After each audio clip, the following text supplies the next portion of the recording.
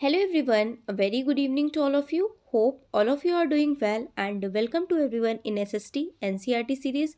जैसा कि आप सभी को पता है कि हम क्लास 6 टू क्लास 8 तक का सीटेट पेपर टू एसएसटी का सारा सिलेबस डिस्कस कर रहे हैं, ठीक है, जिसमें हमारी हिस्ट्री पूरी हो गई है 6, 7, 8 की। एंड रही बात ज्योग्राफी की, तो 6th की ज्योग्राफी हो गई, 7th की ज्योग्राफी के 5 चैप्टर हो गए, रिमेनिंग अपकमिंग वीडियोज़ में हो जाएगा। एंड पॉलिटी 6 क्लास की हो गई है। एंड अगर बात करें 7th क्लास की पॉलिटी, अभी मैंने होल्ड पे रखा है।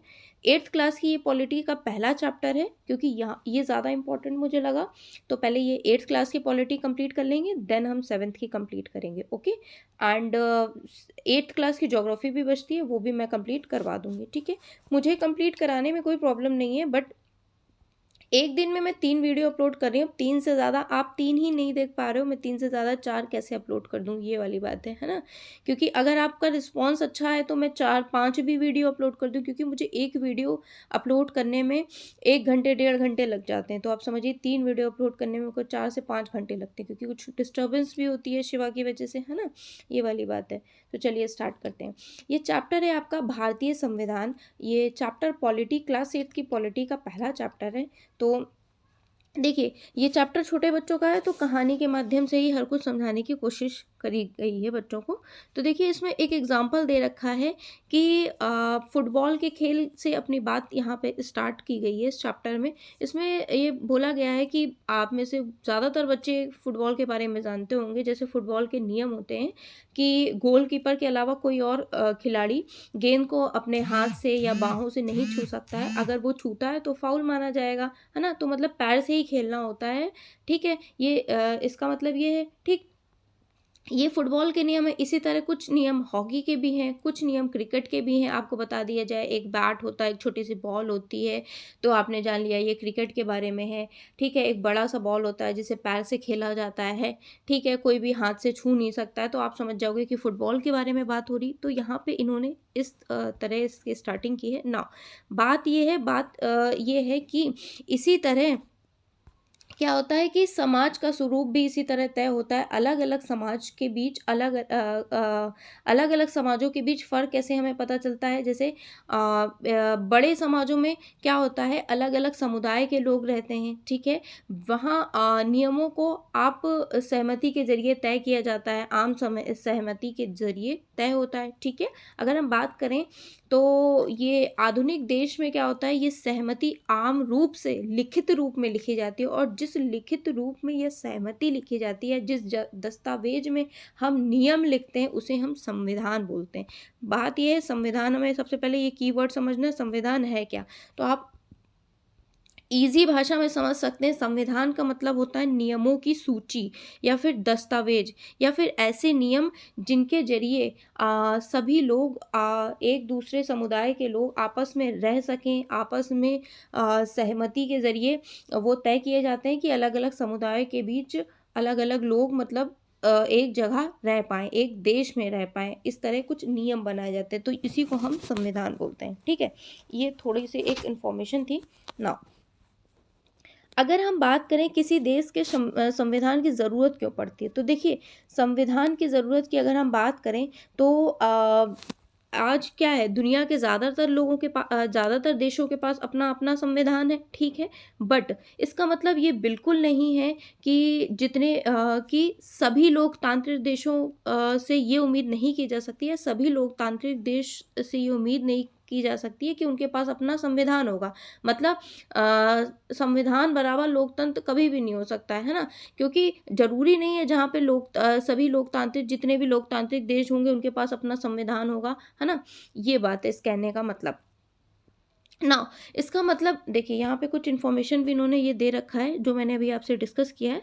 इसका मतलब ये नहीं है कि जिन देशों के पास अपना संविधान नहीं है वे सभी लोकतांत्रिक देश ही होंगे। भाई, जिनके पास अपना संविधान नहीं है तो इसका मतलब ये नहीं कि लोकतांत्रिक होंगे, ठीक है? और संविधान जो है वो बेसिकली कई उद्देश्यों की पूर्ति करता है। पहला ये कि यह दस्तावेज उन आदर्शों को बताता है, उन आदर्शों को सूत्रबद्ध करता है, एक जगह एकत्रित करता है, जिनके आधार पर नागरिक अपने देश को अपनी इच्छा और सपनों के अनुसार रच सकते हैं, ठीक है? यानी संविधान ही हमें बताता है कि हमारे समाज का मूलभूत स्वरूप क्या है, ठीक है। देश के भीतर आमतौर पर कई समुदाय रहते हैं, ठीक। उनमें उनके बीच कई बातें समान होती हैं, लेकिन ज़रूरी ये नहीं है कि सारे मुद्दे एक दूसरे से सहमत ही हों। भाई कुछ सहमत होंगे, कुछ असहमत होंगे, बट संविधान का नियम एक ऐसा समूह है जिसको एक देश के सभी लोग अपने देश को चलाने की पद्धति के रूप में अपना सकते हैं, ठीक है। इन नियमों के ज़रिए एक देश अपने अ, इस मान ली ये देश है तो ये अपना नियम यहाँ पे फॉलो करवा सकता है संविधान के ज़रिए, ठीक है। अब अगर हम बात करें तो संविधान के ज़रिए सिर्फ ये तय नहीं होता है कि सरकार किस तरह की होगी, बल्कि उन आदर्शों पर भी एक साझी समझ विकसित करते हैं जिनकी हमेशा पूरे देश में पूरे देश में रक्षा की जानी चाहिए।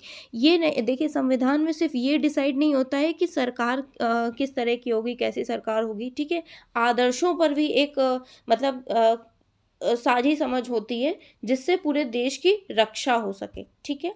और अगर ये तो बुक की बात थी, अभी मैंने ये बता दिया था कि ज़रूरी नहीं है, जितने भी लोकतांत्रिक देश हैं उनका अपना संविधान है, संविधान बराबर कभी भी लोकतंत्र नहीं होता है, ठीक है। क्योंकि ज़रूरी नहीं है कि जिनका संविधान है उनका लोकतंत्र है। अब अगर हम बात करें संविधान की, तो हमने पहले भी समझा था कि संविधान नियमों की सूची और संविधान राजतंत्र में भी हो सकता है, ठीक है।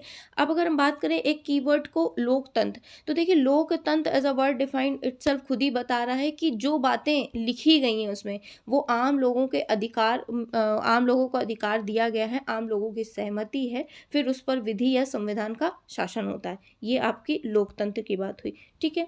यहाँ तक इतनी हमने बात समझ ली। अब बात यह है कि यहाँ कुछ फैक्ट दे रखा है, उसे हमें समझना है, शायद एग्जाम में पूछा जाए।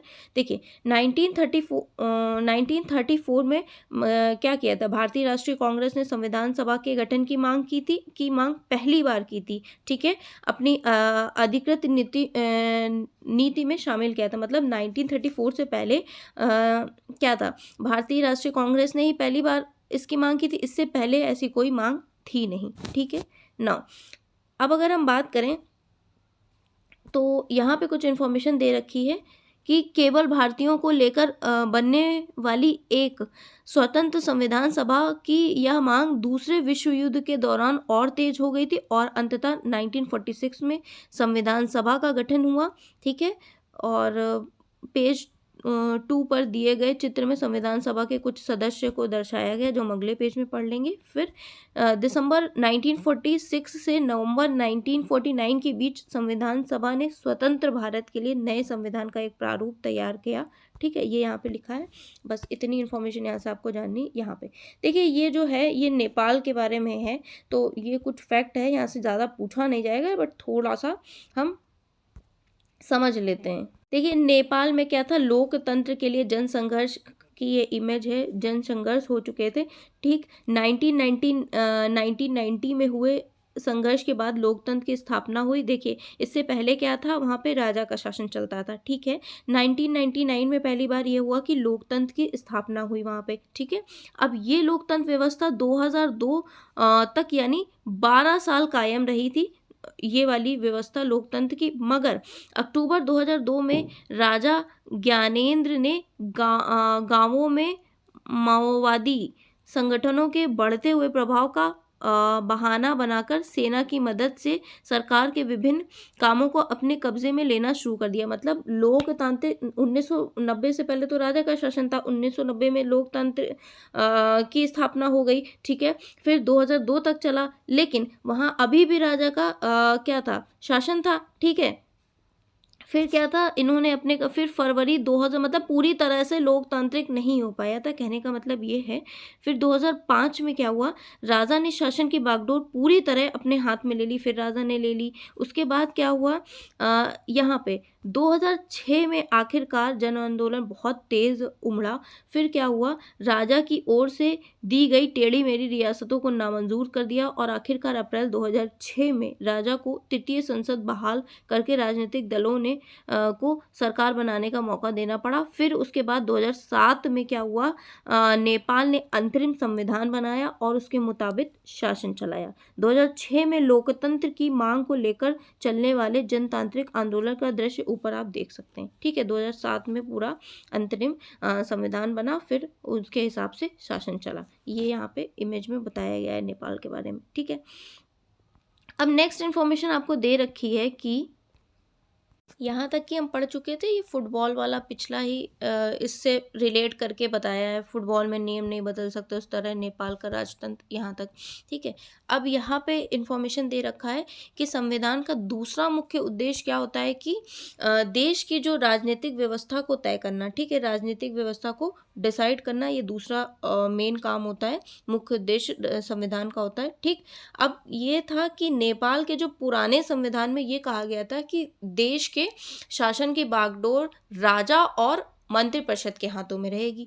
पुराने संविधान में नेपाल के ये कहा गया था। और जिन देशों ने लोकतांत्रिक शासन पद्धति या फिर राज्य व्यवस्था चुनी है, वो वहाँ निर्णय प्रक्रिया के नियम तय करने में संविधान बहुत अहम भूमिका अदा करेगा। ठीक है ना, नेक्स्ट बात यह है कि लोकतांत्रिक में, देखिए लोकतंत्र में हमें सभी को पता है कि हम खुद अपना नेता चुनते हैं। ठीक, ताकि हमारी ओर से वे सत्ता का जिम्मेदारी के साथ इस्तेमाल कर सकें। लेकिन फिर भी इस बात की मतलब हम चुनते हैं कि वो हमारे हिसाब से काम कर सकें जैसा हम लोग चाहें, बट लेकिन संभावना क्या होती है, चुनने के बाद फिर वही चीज़ हो जाती है कि संभावना हमेशा ऐसे रहती है कि नेता क्या करते हैं, अपनी सत्ता का दुरुपयोग करने लगते हैं। तो इस तरह की समस्याओं से बचने के लिए हमें बचने का उपाय कहाँ मिलता है, संविधान में मिलता है, इस तरह की समस्याओं से बचने के लिए। ठीक है, फिर राजनेताओं द्वारा सत्ता के इस दुरुपयोग से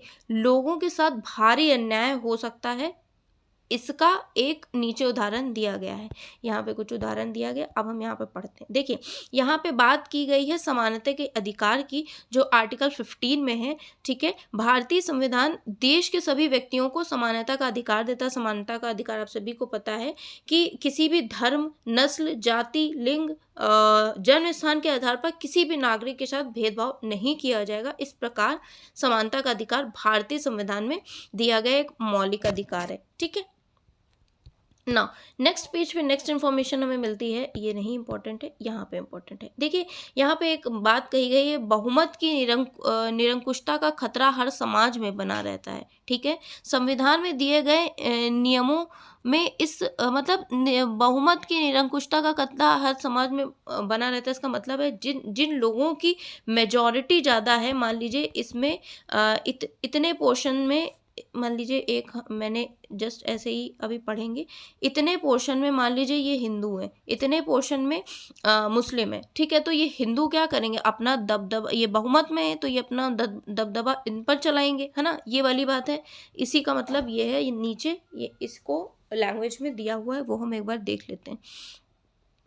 खतरा हमेशा बना रहता है। संविधान में दिए गए नियमों में इस बात का ख्याल रखा जाता है कि अल्पसंख्यकों को किसी ऐसी चीज़ से वंचित ना किया जाए जो बहुसंख्यक के लोग समान रूप से उपलब्ध हो। मतलब ये बात है कि जिनकी मेजॉरिटी है, ठीक है, और जिनकी मिनॉरिटी है, तो मिनॉरिटी वाले लोग किसी भी चीज़ से वंचित ना रह सकें जो मेजॉरिटी वाले सेक्टर को या सेक्शन को मिल रही है। ठीक, यहाँ पे यही बोला गया है।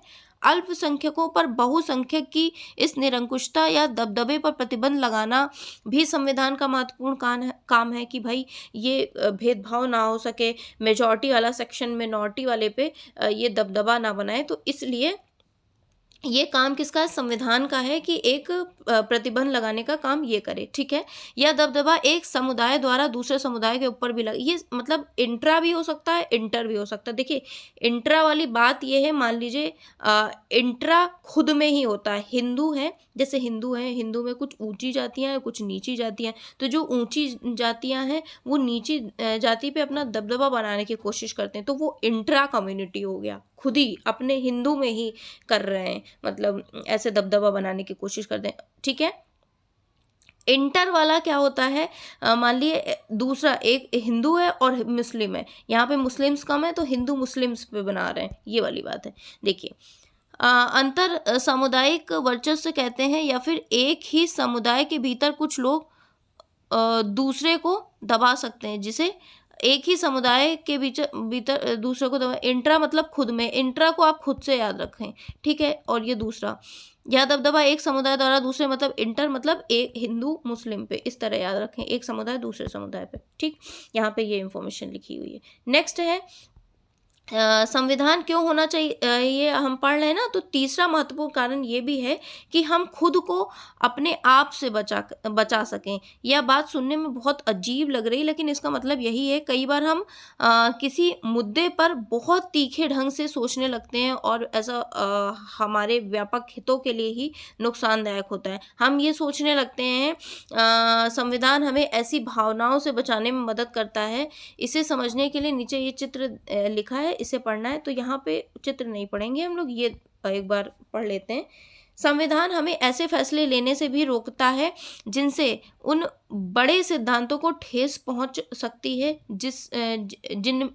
जिनमें देश आस्था रखता है, ठीक है। उदाहरण के तौर पर हो सकता है कि लोकतंत्र को मानने वाले अधिकांश लोग गंभीरता से महसूस करने लगे कि दलगत राजनीति यानी पार्टी पॉलिटिक्स बहुत विकृत हो चुकी है। कभी कभी हम लोग सोचने नहीं लगते हैं कि क्या पॉलिटिक्स बहुत है, ऐसा है वैसा है, ठीक है, तानाशाही चल रही है ना, इस तरह से। तो ये जो है तानाशाही, ये सिर्फ हमें लगता है, मतलब इसमें ऐसा बताया जाए, ये भावना इस भावना में बहकर लोग बहुधा इस बात को महसूस नहीं कर पाएंगे कि लंबे दौर में तानाशाही शासन तो उनके सारे हितों का तहस नहस कर देगा। एक अच्छा संविधान देश की बुनियादी संरचना को इस तरह से उन्माद से बचाता है, ऐसे प्रावधानों को आसानी से पलटने नहीं देता जिनके जरिए नागरिकों को अधिकार का आश्वासन मिलता है और उनकी स्वतंत्रता की रक्षा होती है। मतलब ये जो थर्ड पॉइंट है, इसमें ये बताया गया है कि हम अपने आप में ही सोच लेते हैं कि नहीं यार, ये तो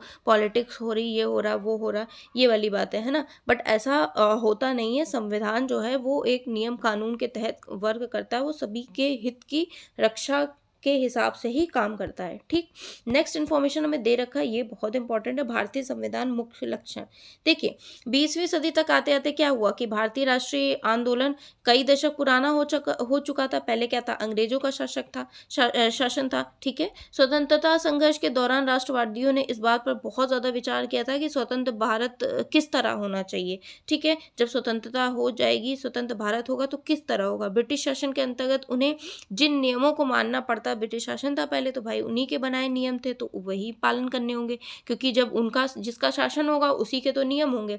तो उन लोगों ने सोचा कि इस अत्याचार को, मतलब भारतीयों ने सोचा कि जब हम औपनिवेशिक राज्य के लंबे अत्याचार शासन ने भारतीयों के सामने इतना ज़रूर स्पष्ट कर दिया था कि स्वतंत्र भारत को एक लोकतांत्रिक देश बनाना। लोकतांत्रिक मतलब लोगों के हितों के लिए, लोगों के हिसाब से नियम बने, वही लोकतांत्रिक देश तो होता है, ठीक है।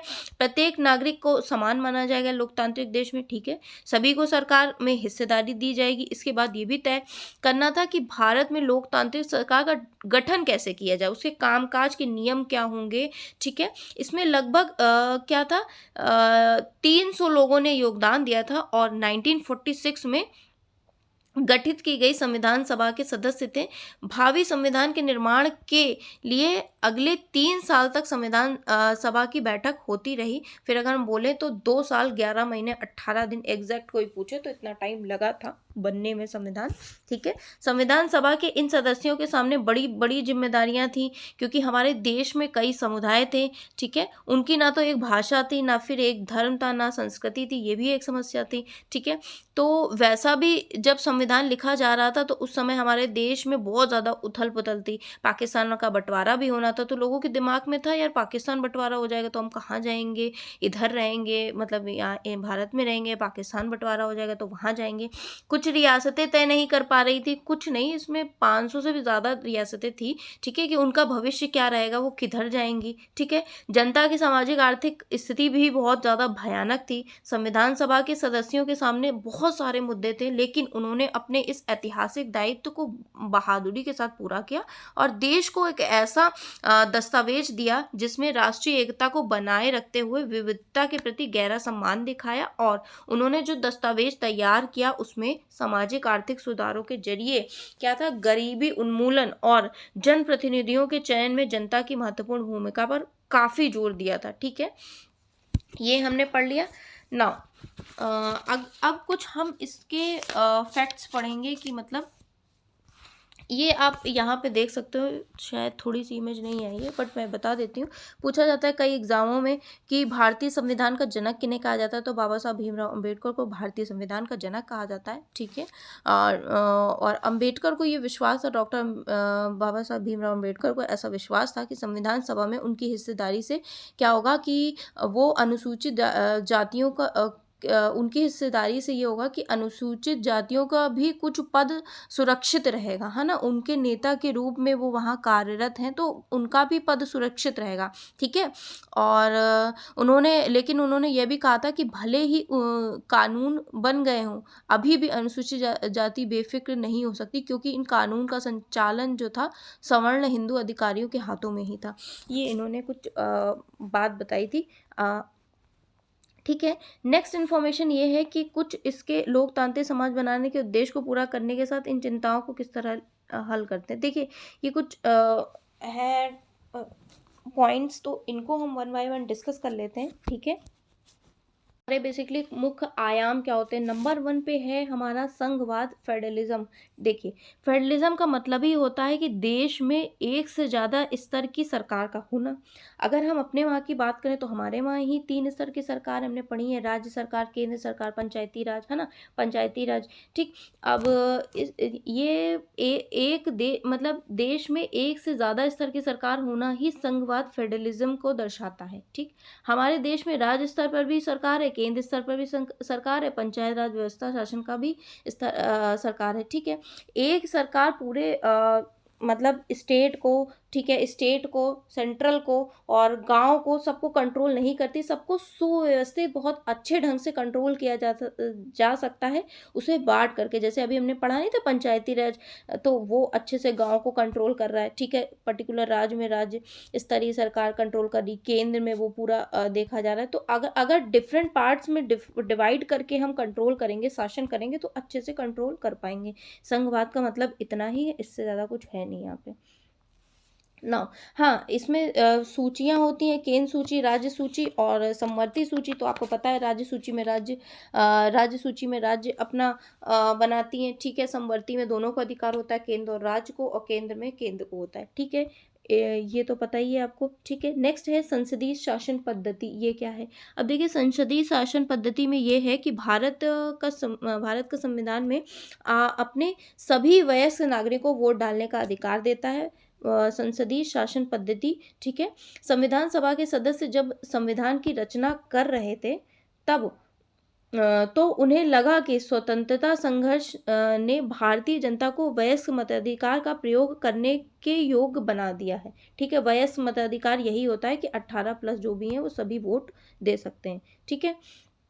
उन्हें यह भी विश्वास था कि न केवल लोकतांत्रिक सोच व तौर तरीकों को प्रोत्साहन मिलेगा, बल्कि जाति, वर्ग, औरत, मर्द सभी को ऊंची नीची की बेड़ियों को तोड़ा जा सकता है। इसीलिए सार्वभौमिक मताधिकार का मतलब है अपने प्रतिनिधियों के चुनाव में देश के सभी लोगों की सीधी भूमिका हो। इसके अलावा हर व्यक्ति खुद चुनाव भी लड़ सकता है, चाहे उसकी सामाजिक पृष्ठभूमि कैसी ही क्यों ना हो। प्रतिनिधि जनता के प्रति क्या होते हैं? जवाबदेह। भाई प्रतिनिधि जनता के प्रति जवाबदेह इसलिए होते हैं क्योंकि वही चुनते हैं। लोकतांत्रिक कार्य पद्धति में प्रतिनिधि क्यों महत्वपूर्ण है, इसके बारे में हम इस पुस्तक की मतलब दूसरे पेज में इन्होंने कहीं लिखा है वो। शक्तियों का बंटवारा, ये आपसे एज इट इज क्वेश्चन पूछा जाता है। शक्तियों का किस प्रकार बंटवारा हुआ है? तो विधायिका, कार्यपालिका, न्यायपालिका में, ठीक है। हमें पता है कि विधायिका में हमारे निर्वाचित प्रतिनिधि होते हैं, ठीक है। कार्यपालिका में ऐसे लोगों का समूह होता है जो कानून को लागू करने और शासन चलाने का काम करते हैं, ठीक है। अगर हम न्यायपालिका की बात करें तो न्यायालयों की व्यवस्था को हम न्यायपालिका में रखते हैं या फिर न्यायालय कहा जाता है, ठीक है। नाउ नेक्स्ट अगर हम बात करें तो सरकार के किसी भी शाखा द्वारा सत्ता के दुरुपयोग को रोकने के लिए भी प्रावधान किया है और इन सभी अंगों की शक्तियां एक दूसरे से अलग-अलग हैं। अगर हम बात करें शक्तियों के इस बंटवारे के आधार पर प्रत्येक अंग दूसरे अंग पर अंकुश रखता है, ठीक है। और इस तरह तीनों अंग के बीच सत्ता का संतुलन रहता है। मतलब अगर कोई एक गलत करता है तो दूसरा उस पे अंकुश लगा सकता है। मतलब राज्य में कुछ गड़बड़ हो रहा है तो दूसरा स्टेट वाला उस पे नज़र रखता है, ये वाली बात बता रहे हैं। अंकुश रखने का मतलब एक दूसरे पे नज़र रखते हैं। विधायिका, यहाँ पे तो विधायिका, कार्यपालिका, न्यायपालिका की बात हो रही है। नाउ अगर हम बात करें इस अध्याय में राज्य शब्द का देखिए इसमें यूज़ हुआ है, तो राज्य और सरकार का मतलब ये है कि राज्य शब्द का अक्सर इस्तेमाल किया गया है। ध्यान रखें, राज्य का मतलब राज्य सरकारों से नहीं है। जब हम राज्य शब्द का इस्तेमाल करते हैं तो हम उसे सरकार से भिन्न अर्थ में लेते हैं। सरकार की ज़िम्मेदारी क्या होती है कि कानून बनाना और कानून करना। भाई सरकार का काम तो ये होता है कानून बनाना और कानून करना, लेकिन चुनाव के ज़रिए सरकार बदल भी जाती। पर राज्य एक ऐसी राजनीतिक संस्था है जो निश्चित भूभाग में रहने वाले संप्रभु लोगों का प्रतिनिधित्व करती है। अब इन्होंने राज्य को ऐसे, अब मान लीजिए ये इसको हमने ले लिया, ये राज्य है, ठीक है। यहाँ पे राज्य की बात ये है और यहाँ पे ये जो है सरकार है। सरकार है, कार्यपालिका आप बोल सकते हैं। ये जो चुनाव होगा तो ये बदल भी जाएगी, बट राज्य तो यही रहेगा। यही इन्होंने इसमें बोल रखा है पूरे पैसेज में, ठीक है। नेक्स्ट है मौलिक अधिकार। देखिए मौलिक अधिकार आप सभी को पता है, हाँ ये एग्जाम में पूछा जाएगा, आपसे पूछने वाला पॉइंट है। मौलिक अधिकार भारतीय संविधान की अंतरात्मा कहा गया है मौलिक अधिकार, ठीक है ना। अब इसमें विभिन्न मौलिक अधिकार यहाँ पे लिखा हुआ है कि जस्ट अ मिनट, मौलिक अधिकारों के अलावा हमारे देश में एक खंड नीति निर्देशक तत्व भी होते हैं, ठीक है। संविधान सभा के सदस्यों ने यह खंड इसलिए जोड़ा था ताकि और ज़्यादा सामाजिक व आर्थिक सुधार लाए जा सकें। मतलब मौलिक अधिकार तो जोड़े ही हैं। मौलिक अधिकार अभी हम बहुत विस्तृत से पढ़ेंगे, ठीक है। यहाँ पे लिखा भी है इनके बारे में, ठीक है। ये देखिए इसको हम विस्तृत से पढ़ेंगे अभी वन बाय वन। और इसके अलावा नीति निर्देशक तत्व को भी जोड़ा गया है जिससे और ज़्यादा सामाजिक और आर्थिक सुधार लाए जा सकें, ठीक है।